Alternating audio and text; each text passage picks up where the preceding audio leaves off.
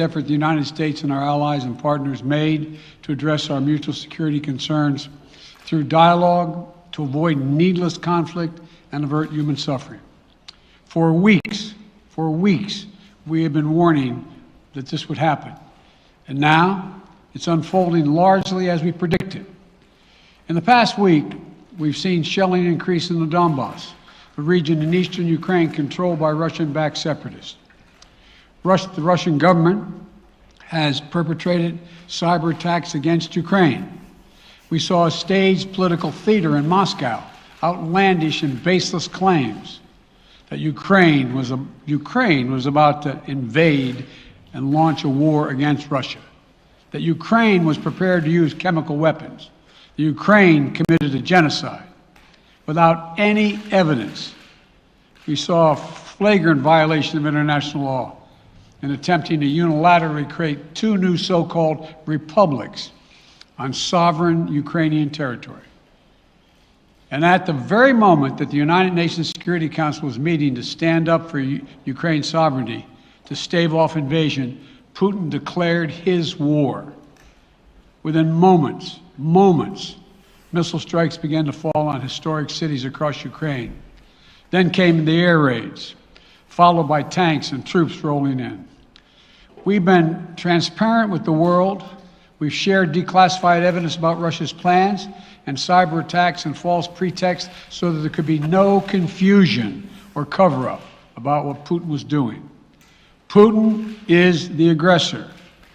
Putin chose this war, and now he and his country will bear the consequences. Today, I'm authorizing additional strong sanctions and new limitations on what can be exported to Russia. This is going to impose severe cost on the Russian economy, both immediately and over time. We have purposely designed these sanctions to maximize the long-term impact on Russia and to minimize the impact on the United States and our allies. And I want to be clear, the United States is not doing this alone. For months, we've been building a coalition of partners representing well more than half the global economy.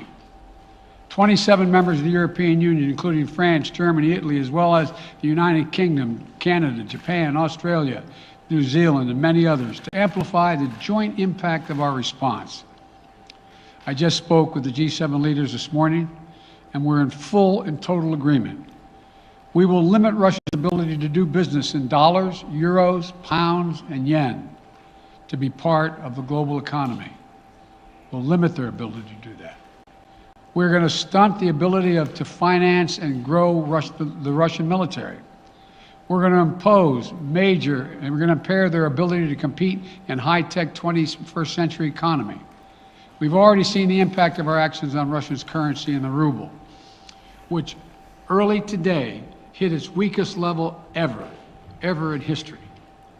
The Russia stock market plunged today. The Russian government borrowing rate spiked by over 15%. In today's actions, we've now sanctioned Russian banks that together hold around $1 trillion in assets. We've cut off Russia's largest bank, a bank that holds more than 1/3 of Russia's banking assets by itself, cut it off from the U.S. financial system. And today, we're also blocking 4 more major banks. That means every asset they have in America will be frozen. This includes VTB, the second largest bank in Russia, which has $250 billion in assets. As promised, we're also adding the names to the list of Russian elites and their family members that we're sanctioning as well. As I said on Tuesday, these are people who personally gain from the Kremlin's policies, and they should share in the pain. We will keep up this drumbeat of those designations against corrupt billionaires in the days ahead. On Tuesday, we stopped the Russian government from raising money from U.S. or European investors. Now we're going to apply the same restrictions to Russia's largest state-owned enterprises, companies with assets that exceed $1.4 trillion. Some of the most powerful impacts of our actions will come over time as we squeeze Russia's access to finances and technology for strategic sectors of its economy and degrade its industrial capacity for years to come. Between our actions and those of our allies and partners, we estimate that we'll cut off more than half of Russia's high-tech imports. It will strike a blow to their ability to continue to modernize their military. It will degrade their aerospace industry, including their space program. It will hurt their ability to build ships, reducing their ability to compete economically. And it will be a major hit to Putin's long-term strategic ambitions. And we're preparing to do more. In addition to the economic penalties we're imposing, we're also taking steps to defend our NATO allies, particularly in the East. Tomorrow, NATO will convene a summit. We'll be there to bring together the leaders of 30 allied nations and close partners to affirm our solidarity and to map out the next steps we will take to further strengthen all aspects of our NATO alliance. Although we provided over $650 million in defensive assistance to Ukraine just this last year, let me say it again. Our forces are not and will not be engaged in the conflict with Russia in Ukraine. Our forces are not going to Europe to fight in Ukraine, but to defend our NATO allies and reassure those allies in the East. As I made crystal clear, the United States will defend every inch of NATO territory with the full force of American power. And the good news is, NATO is more united and more determined than ever. There is no doubt that the United States and every NATO ally will meet our Article 5 commitments, which says that an attack on one is an attack on all. Over the past few weeks, I ordered thousands of additional forces to Germany and Poland as part of our commitment to NATO. On Tuesday, in response to Russia's aggressive action, including its troop presence in Belarus and the Black Sea, I've authorized the deployment of ground and air forces already stationed in Europe to NATO's eastern flank allies, Estonia, Latvia, Lithuania, Poland, and Romania.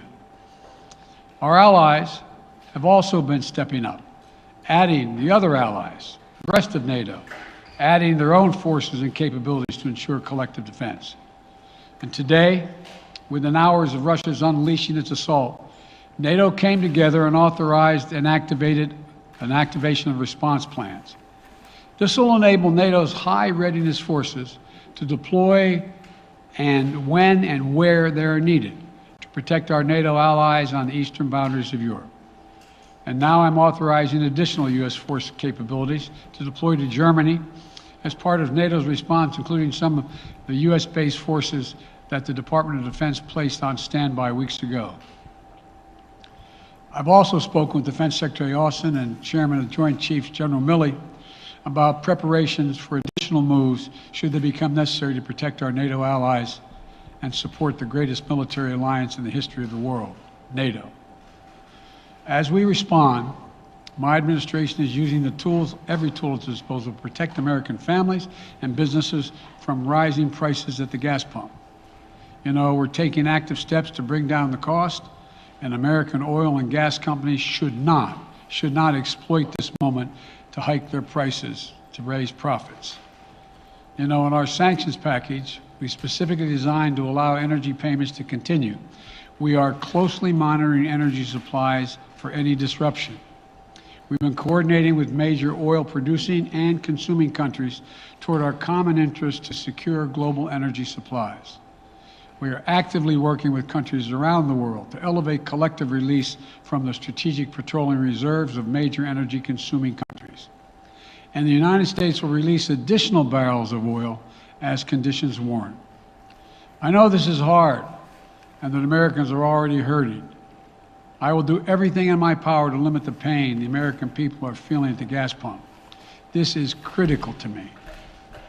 But this aggression cannot go unanswered. If it did, the consequences for America would be much worse. America stands up to bullies. We stand up for freedom. This is who we are. Let me also repeat the warning I made last week. If Russia pursues cyber attacks against our companies, our critical infrastructure, we are prepared to respond. For months, we've been working closely with the private sector to harden our cyber defenses, sharpen our ability to respond to Russian cyber attacks as well.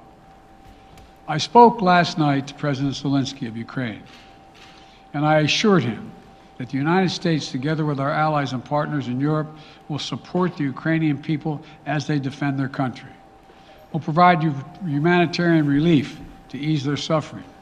And in the early days of this conflict, Russia propaganda outlets will keep trying to hide the truth and claim success for its military operation against a made-up threat. But history has shown, time and again, how swift gains in territory eventually give way to grinding occupations, acts of mass civil disobedience, and strategic dead ends.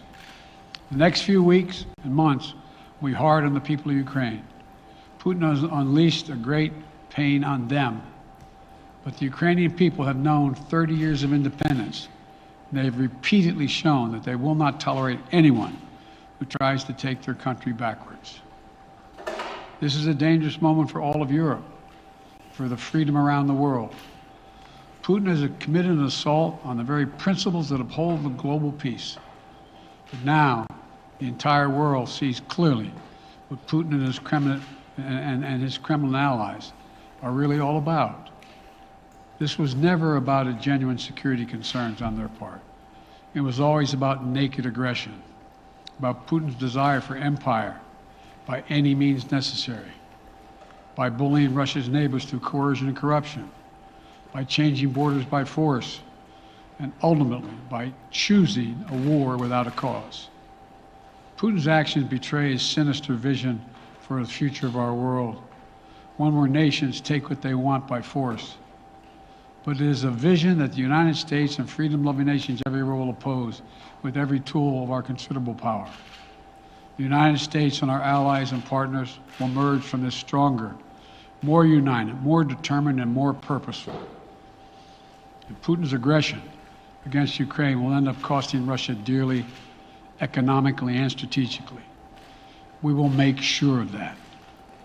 Putin will be a pariah on the international stage. Any nation that countenances Russia's naked aggression against Ukraine will be stained by association. When the history of this era is written, Putin's choice to make a totally unjustifiable war on Ukraine will have left Russia weaker and the rest of the world stronger. Liberty, democracy, human dignity, these are the forces far more powerful than fear and oppression. They cannot be extinguished by tyrants like Putin and his armies. They cannot be erased by from people's hearts and hopes by any amount of violence and intimidation. They endure. In the contest between democracy and autocracy, between sovereignty and subjugation, make no mistake, freedom will prevail. God bless the people of a free and democratic Ukraine. May God protect our troops. Mr. President. Associated Press, Zeke. So do you have any plans to speak with President Putin at this point? And what interactions have you had with the Russian government?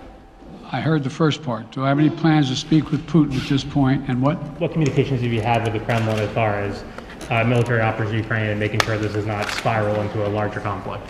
Well, it's a large conflict already. The way we're going to ensure it's not going to aspire to a larger conflict is by providing all the forces needed in the Eastern European nations that are members of NATO. NATO is more united than it's ever been, and I have no plans to talk with Putin. Mr. President. Wall Street Journal, Tarina. Mr. President, you didn't mention SWIFT in your sanctions that you announced. Is there a reason why the U.S. Isn't doing that? Is there a disagreement among allies regarding SWIFT and whether Russia should be allowed to be a part of it? The sanctions that we proposed on all their banks have of equal consequence, maybe more consequence than SWIFT, number one. Number two, it is always an option, but right now that's not the position that the rest of Europe wishes to take. Cecilia Vega, ABC. Sir, sanctions clearly have not been enough to deter Vladimir Putin to this point. What is going to stop him?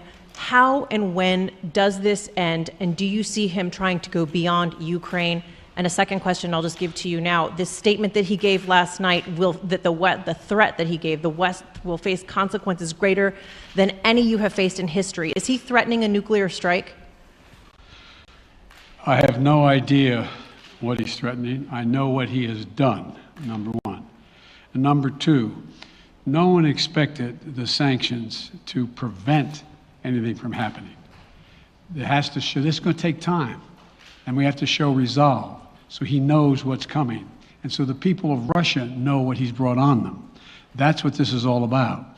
This is going to take time. It's not going to occur, he's going to say, oh my God, these sanctions are coming, I'm going to stand down. He's going to test the resolve of the West to see if we stay together, and we will. We will, and it will impose significant costs on him. Will he go beyond Ukraine, sir? Do you see him going? Yes. Thank you. Two topics, just really quick. First, markets are down and gas prices are up. I know you always stress the difference between Wall Street and Main Street, but everybody seems to be in for some economic pain. How economically painful is it going to get for people in this country? And I do have one more question. First of all, there's no doubt that when a major nuclear power attacks and invades another country, that the world is going to respond, and markets can respond all over the world. So there's no doubt about that, number one. Number two, the notion that this is going to last for a long time is highly unlikely as long as we continue to stay resolved in imposing the sanctions we're going to impose on Russia, period. What's the next question? I'm sorry. The next question is, did you underestimate Putin, and would you still describe him the way that you did in the summer as a worthy adversary? At the time, he was, I made it clear, as an adversary, and I said he was worthy. I didn't underestimate him. And I've read most of everything he's written. Did you read it? I shouldn't, I'm not a wise guy. You heard the speech he made, almost an hour's worth of speeches, why he was going into Ukraine. He has much larger ambitions in Ukraine. He wants to, in fact, reestablish the former Soviet Union. That's what this is about. And I think that his ambitions are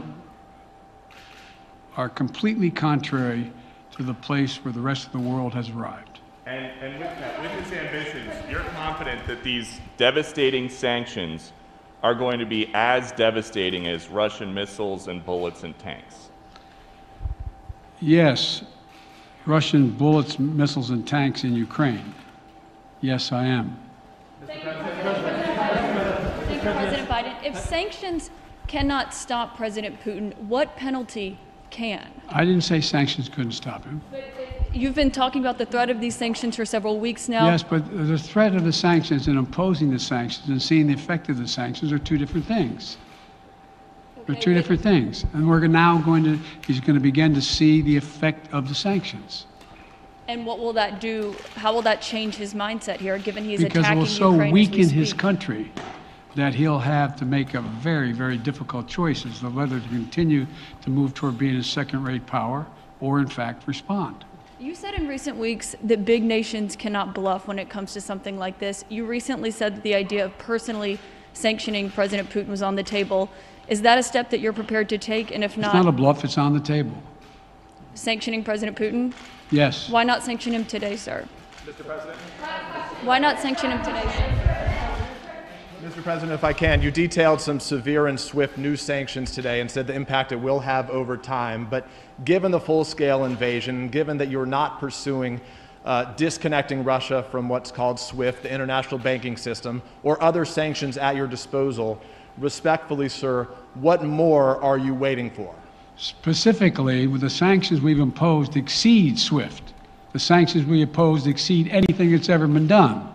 The sanctions we imposed have generated 2/3 of the world joining us.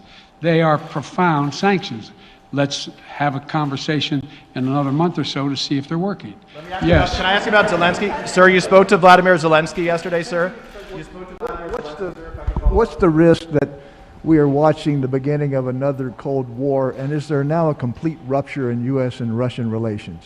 There is a complete rupture right now in U.S.-Russian relations if they continue on this path that they're on. And in terms of a Cold War, That depends. You have the vast majority of the rest of the world in total opposition to what he's doing, from Asia to South America to Europe to around the world. And so it's going to be a cold day for Russia.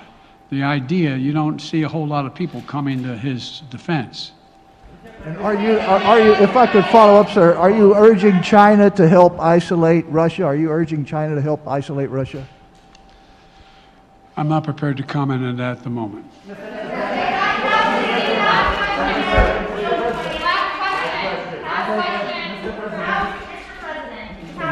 No.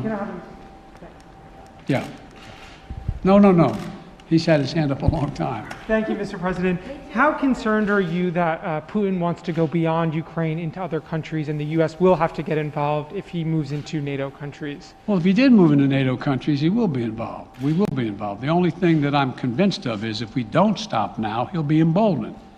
If we don't move against him now with these significant sanctions, he will be emboldened. Look, you know, well, anyway. Can you talk anything more about your conversation? Mr. President.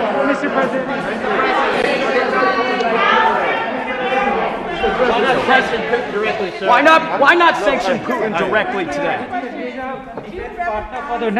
I'm sorry, I can't hear you. Sir, India, which is a major defense partner of the United States, is India fully with you on the issue of Ukraine and Russia? Does the Defense Department of the United States... Sir, India is one of your major defense partners.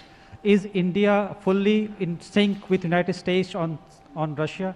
We're in consultation with India today. We haven't resolved that completely. One more question.